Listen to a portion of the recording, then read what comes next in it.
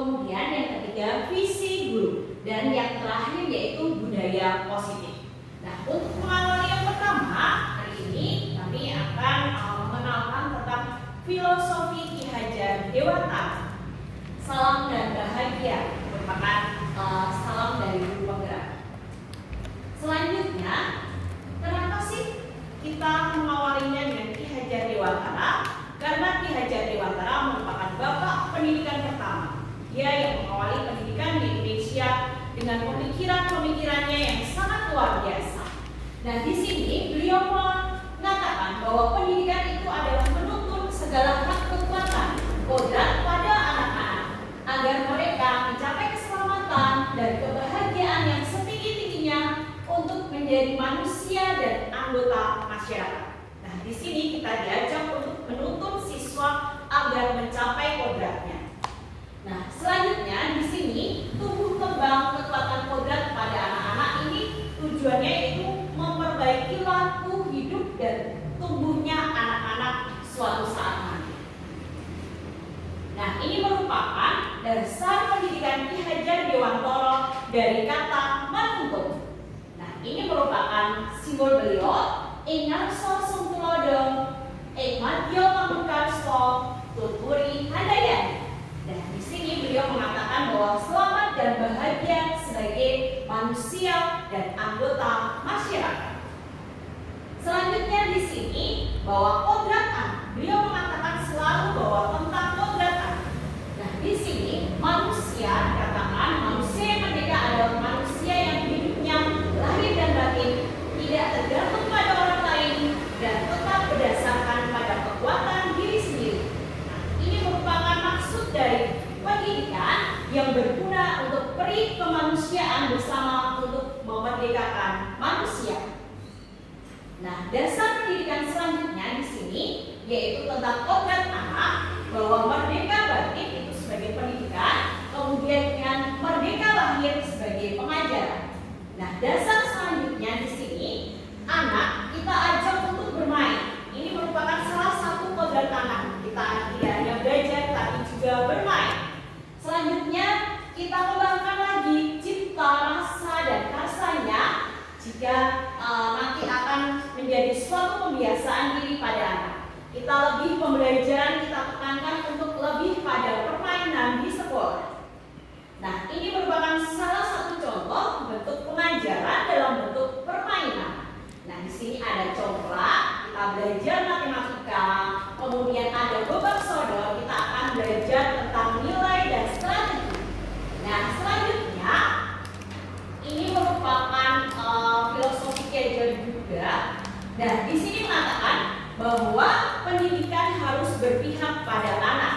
Nah, di sini bebas dari segala ikatan, dengan suci hati mendekati sang anak, bukan untuk meminta sesuatu hak, tetapi untuk berhamba pada sang anak. Ini merupakan salah satu kunci dasar filosofi Ki Hajar Dewantara, berhamba pada anak. Nah, di sini intinya berhamba pada anak ini semurni-murninya, seikhlas-ikhlasnya, cinta kasih kepada anak. Kemudian kita harus lebih dekat dalam pembelajaran. Selanjutnya di sini pendidikan yang berpihak pada anak. Nah, pendidikan di sini ada kata-kata beliau dalam bukunya Wiswadi Suryani Ningrat berikut ini. Kowe bakal dan mulia ake saklawase. Nah, ini merupakan pemikiran dari beliau. Nah, di sini pendidikan yang berpihak pada anak. Nah, tadi mengatakan bahwa selamanya engkau akan aku muliakan. Nah, di sini mengatakan bahwa di sini ceritanya sebelumnya Ki Hajar Dewantara itu punya anak. Anaknya itu namanya Asti, ya. Dia tidak pandai untuk mengurus dirinya sendiri, anaknya Ki Hajar ini. Dan suatu saat dia bekerja dan diganggu oleh yang namanya Asti. Nah, Asti akhirnya Ki Hajar menaruhnya di luar. Pada saat itu di luar negeri, pada saat itu cuacanya itu cuaca cuaca dingin sekali, bahkan salju. Asti ditaruh di luar dan Ki Hajar Dewantara dia mengetik sebuah naskah di dalam sampai dia kelupaan. Nah, akhirnya dia teringat bahwa pasti anaknya berada di luar. Nah, ini pemikiran beliau mengatakan bahwa dia sangat sedih sekali dan akan memuliakan anaknya. Nah, ini merupakan pengalaman dari Bapak Ki Hajar Dewantara. Nah, ini merupakan nih Asti anaknya Ki Hajar Dewantara. Memang dia ini agak kurang begitu pandai. Nah, di sini beliau juga menekankan lagi untuk kita sebagai guru di sini bisa menghamba pada sang anak. Maksudnya itu dalam mengajar harus berpihak atau berpusat pada murid. Nah, selanjutnya di sini juga dikatakan dalam bukunya juga di pendidikan usul Pak Simon ini mengatakan bahwa menghamba pada anak ini bahasanya lebih diperhalus, artinya itu pendidikan berpusat pada anak. Nah, di sini mengatakan bahwa Ki Hajar bahwa dia punya teori. Teorinya di sini anak pada waktu lahir itu bukan kertas kosong. Nah, yang nantinya bisa digambari sesuai keinginan gurunya atau orang dewasa. Nah, anak lahir ini sudah memiliki kodrat yang samar-samar. Nah, sudah memiliki watak dan karakter. Nah, di sini tujuan pendidikan ketika di sekolah dia diajak tujuan pendidikan yaitu memfasilitasi anak untuk menebalkan garis yang samar-samar tadi, kemudian memperbaiki lakunya untuk menjadi manusia yang seutuhnya. Nah, di sini menebalkan laku di sini lebih ke konteks diri anak, tepatnya di sosiokultural dan budaya. Nah, selanjutnya di sini ada teori tabula rasa. Di sini menebalkan laku dengan kekuatan konteks diri anak. Nah, di sini mulai dari eksplorasi, kemudian dia mengenal atau menguasai teks pada usia SD, kemudian setelah lebih dari kelas 4 SD dia memperdalam konteks dan keterampilan, kemudian tingkat SMA dia lebih ke orientasi pilihan hidupnya. Nah, ini merupakan menebalkan laku anak dengan kekuatan konteks diri anak. Nah, ada wiraga dari usia 0 sampai 8 tahun. Ini mungkin bahasanya beliau dalam zaman dulu bahwa di sini wiraga ini anak itu bergerak ke sana kemari. Kita biarkan saja. Kemudian ada kewirama dari 8 tahun sampai 16 tahun.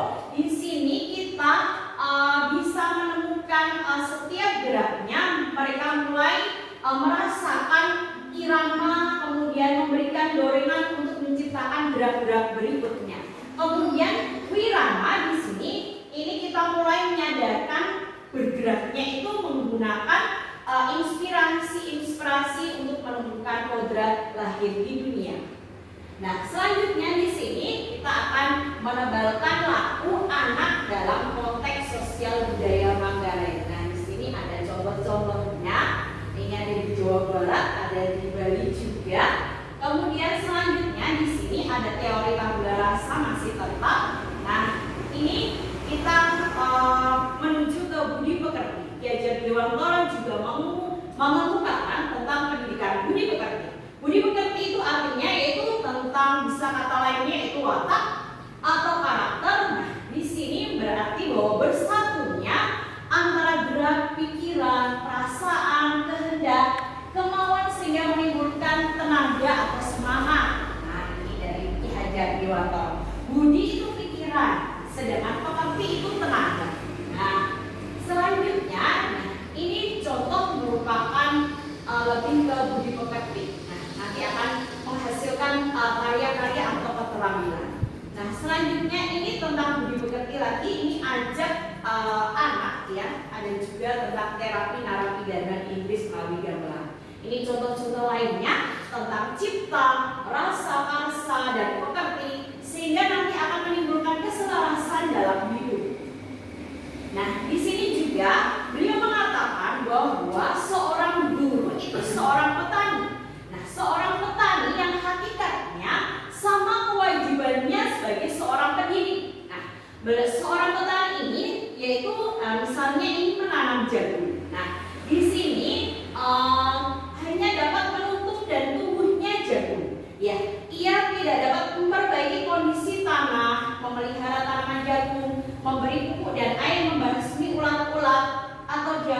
mengganggu hidup tanaman padi atau lain sebagainya.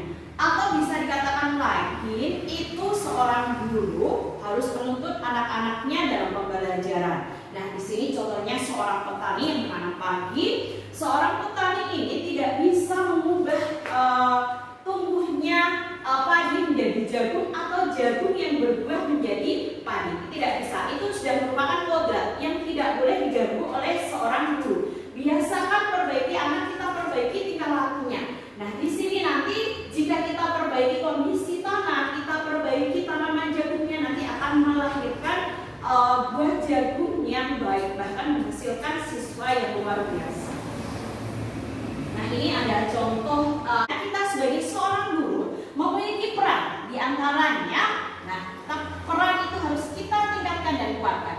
Yaitu perannya yaitu di antaranya yaitu menjadi mandiri, reflektif, kemudian kolaboratif, inovatif, dan berpihak pada anak. Nah, selanjutnya di sini salah satu ini merupakan nilai mandiri, reflektif, dan kolaboratif, inovatif. Kemudian peran kita yaitu menggerakkan komunitas praktisi. Ya, kita dengan lingkungan bisa menggerakkan teman-teman yang lain, menjadi contoh, menjadi host bagi guru lain, kemudian mendorong kolaborasi, mewujudkan kepemimpinan murid, dan menjadi pemimpin pembelajaran. Nah, selanjutnya di sini arti dari pendidikan yaitu usaha sadar dan terencana untuk mewujudkan suasana belajar dan proses pembelajaran agar peserta didik aktif mengembangkan potensi dirinya sesuai dengan kekuatan spiritual keagamaan hingga mampu dan terampil. Nah, ini merupakan tujuan dari pendidikan nasional. Nah, di sini ada lingkaran tentang peran dalam melakukan perubahan dari dalam dulu. Nah, di sini ada lingkaran pengaruh dari luar, kemudian ada lingkaran kepedulian, kemudian ada lingkaran perhatian. Nah, selanjutnya di sini ada dimensi lingkaran pengaruh. Nah, di sini kita sebagai seorang guru di sini ada dalam diri kekuatan, kemudian pelajaran, gali mimpi, kemudian jabarkan rencana sampai atur eksekusinya. Nah, di sini kita lebih untuk mampu mewujudkannya dalam hal yang positif. Nah, di sini masih tentang pendidikan. Pendidikan itu mengajar segala materi pelajaran. Nah, ini agar mereka mencapai nilai rapor yang tinggi atau juara kelas atau sebaliknya. Nah, ini mungkin masih tanda tanya apakah seperti itu pendidikan? Nah, apakah fokus utama kita yaitu prestasi atau dari kinerja yaitu pencapaian kodrat? Nah, kita akan mengenal lagi tumbuh kembang anak, ya, dari wiraga, wirama. Nah, ini selanjutnya dari wiraga kita kenal dulu ya, seperti tadi anak itu masih belajar mengeksplorasi. Kemudian kalau sudah wirama ini sudah mampu dia jadwal, kemudian tanggung jawab, kemudian nanti bisa selaras dengan alam semesta. Nah, ini ada eksplorasi pengalaman, ada wiraga, wirama, kemudian wiraga wirama juga di usia 9 sampai 16 sampai wirama. Ini merupakan ya. Jadi ada waktu TK itu ada eksplorasi pengalaman, kemudian waktu SD kelas rendah kita mengenal atau menguasai teks, kemudian ada kelas 4 sampai 9 itu memperluas konteks sampai di usia 10 sampai 12 itu cari tahu dulu tentang teori motivasi perilaku manusia. Nah, ini ada motivasi eksternal juga sampai nanti akan diciptakan disiplin yang positif. Nah, ini tentang untuk menghindari kenapa sih kita harus berdisiplin. Nah, mungkin seorang anak untuk menghindari disiplin karena itu untuk menghindari hukuman. Nah, lagi kenapa sih kita harus berdisiplin? Mungkin seorang anak ini mendapatkan imbalan. Lagi untuk kenapa harus berdisiplin? Karena untuk menghargai diri sendiri dan seterusnya dan seterusnya. Nah, ini merdeka menurut Ki Hajar Dewantara ini tidak terlepas dari perintah, tetapi juga cakap buat pemerintah diri sendiri. Ini merupakan filosofi. Nah, ini sebelum ke teori motivasi tadi, kita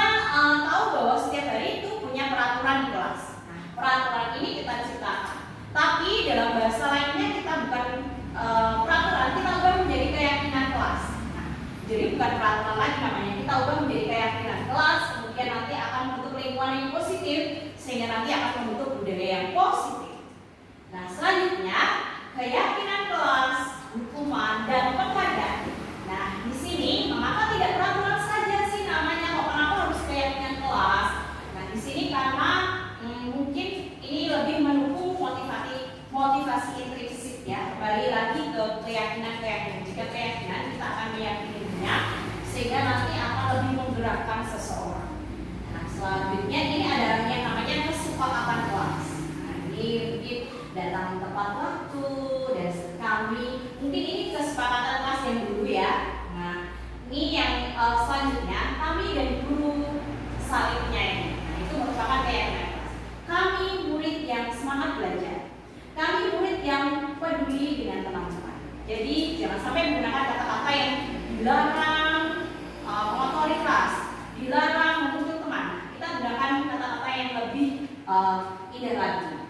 Nah, di sini ada yang namanya pendalaman keyakinan menggunakan tabel P dan Y. Di sini ada hormat, bekerja, menerima, dan ini mungkin peraturan kelas kita ubah menjadi keyakinan kelas. Nah ini mungkin jawabannya. Selalu kembalikan buku tempatnya. Nah, ini mungkin bentuk keyakinannya tanggung jawab. Hingga jangan berlari di kelas. Mungkin ini lebih arahnya itu keselamatan dan keamanan. Nah, di sini yang namanya disiplin.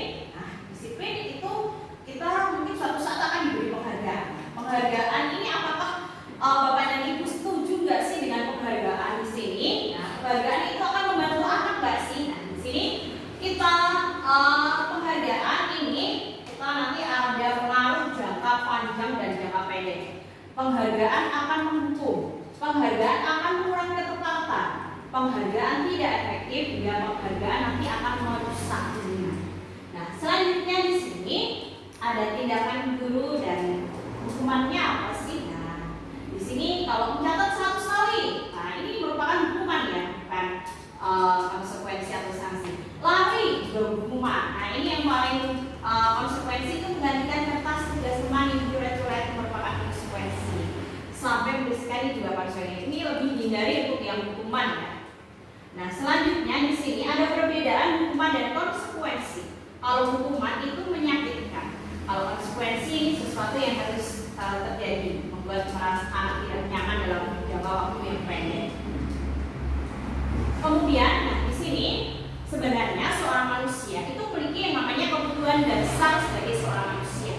Yang pertama yaitu kita butuh yang namanya cinta kasih sayang. Kemudian kita butuh yang namanya penguasaan, kita butuh yang namanya kebebasan, dan terakhir butuh yang namanya kesenangan. Nah, selanjutnya ini mungkin ada contoh-contoh soal. Ibu guru bilang aku tidak boleh nih bersenang waktu mengerjakan tugas. Katanya kelas harus tenang, tidak ada suara. Nah, padahal aku kan suka banget menyanyi. Nah, ini mungkin ini kebutuhannya senang ya, kesenangan ya, dia butuh senang. Ibu guru tidak menyapa aku hari ini, padahal aku pakai baju senang baru loh. Nah, ini mungkin kebutuhan untuk kasih sayang atau cinta kasih ya, dan seterusnya. Aku bosan nih belajar gitu-gitu aja. Nah, ini mungkin kebutuhan dia itu butuh kebebasan. Nah, selanjutnya di sini sebagai seorang guru kita harus mengetahui yang namanya posisi kontrol. Nah, posisi kontrol kita yang pertama mungkin kita lebih sering sebagai penghukum ya, penghukum. Nah, kita lebih sering dari paling sering. Kamu tuh melakukannya lagi dan lagi, awas ya. Nah, ini contoh kata-kata guru. Kemudian ada juga guru yang membuat orang merasa bersalah. Kamu tuh seharusnya sudah tahu ibu tuh lelah sekali ya mengatakannya, ibu stres sama kamu. Nah, ini mungkin sebagai membuat orang merasa bersalah. Ada juga guru yang sebagai teman. Ayolah lakukan demi ibu. Masa kamu tidak mau sih? Ingat ya, ibu tidak akan pernah bantu kamu lagi loh. Ada juga guru sebagai posisi pemantau. Apa peraturannya? Kok kamu tadi melanggar? Nah, ada juga guru yang paling bagus yaitu sebagai manajer. Nah, apa yang kita yakini, apa yang bisa kita lakukan atau kerjakan untuk memperbaiki masalah. Ini berbagai posisi kontrol ya. Mungkin paling bagus yaitu di posisi kita sebagai seorang guru harus menjadi manajer. Nah, selanjutnya kita akan menyelesaikan masalahnya dalam bentuk yaitu restitusi. Nah, di sini restitusi yaitu menciptakan kondisi murid dari kesalahan mereka kita perbaiki sehingga dia menjadi kembali kelompok yang merdeka, berkarakter dan lebih kuat. Nah, di sini ada ciri-ciri restitusi. Restitusi merupakan suatu cara pendekatan. Ini bukan untuk menebus kesalahan, namun untuk belajar dari kesalahan. Ini cara-cara untuk mengubah anak. Kita tujuannya lagi untuk memperbaiki hubungan. Nah, restitusi ini tawaran bukan paksaan, jadi tidak dipaksa begini. Nah, ini yang namanya segitiga restitusi. Kita menstabilkan identitas. Misalnya anak ini datang terlambat, kita jangan langsung dimarahi. Kita kenapa ya? Kita tanya dulu. Kamu tahu nggak sih ini jam berapa? Tahu Bu, jam 7. Nah, seharusnya kamu datang jam berapa? Setengah 7 Bu. Nah, kenapa itu kamu lakukan? Ya Bu, maaf, saya tadi malam nonton bola atau bagaimana, hingga akhirnya nanti akan bisa menanyakan keyakinan sehingga nanti dia tahu bahwa seharusnya dia harus bagaimana. Ya Bu, saya tidak akan mengulanginya lagi, saya tidak akan tidur larut malam. Nah, di sini jika anak mampu untuk menentukan keyakinannya, nah ini nanti anak gagal karena berbuat salah menjadi positif terhadap dirinya. Jadi kesalahan bukan hal yang fatal. Jadi menstabilkan identitas. Mungkin pertanyaan yang paling tepat, berbuat salah itu hal yang manusiawi. Nah, tidak ada manusia yang sempurna. Ini juga pernah melakukannya dan sebagainya. Kita lebih mendekati diri kepada. Kemudian yang kedua yaitu validasi tindakan yang salah. Apa sih kesalahannya tadi? Nah, di sini kamu bisa saja melakukan hal yang lebih buruk, tapi kamu tidak melakukannya kan?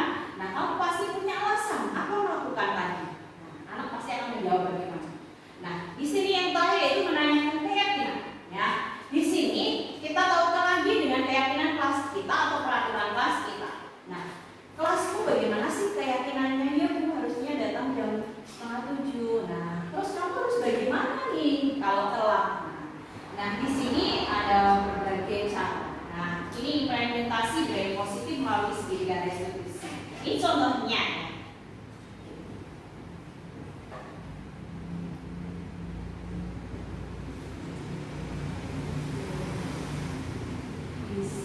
Ini contohnya.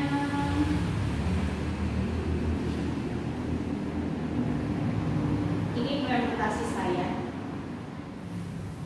Bisa di stop dulu.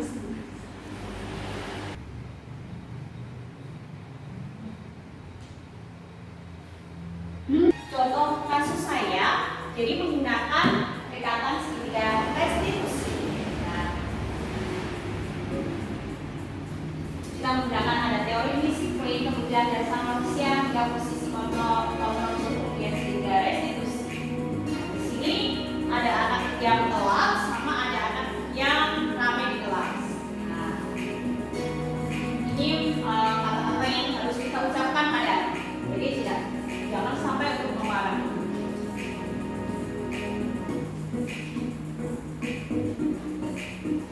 Ini ada skenario percakapan saya melalui pendekatan segitiga restitusi. Nah, kalian bukan satu-satunya yang pernah melakukan ini, merupakan menstabilkan identitas. Validasi tindakan yang salah, kamu tentu punya alasan apa melakukan itu, sehingga menanyakan teknik yang terakhir. Apa yang kamu yakini? Apa kamu bersedia memperbaikinya? Nah, ini juga contoh kasus 2.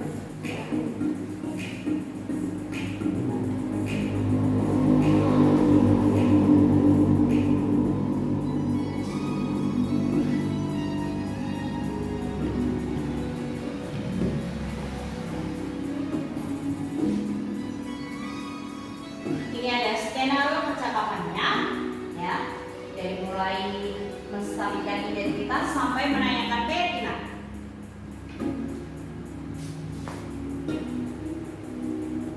Jadi kita lebih dekat ke anak, tidak perlu sampai memarahinya. Kita lebih dekat lagi melalui kata-kata yang lebih halus.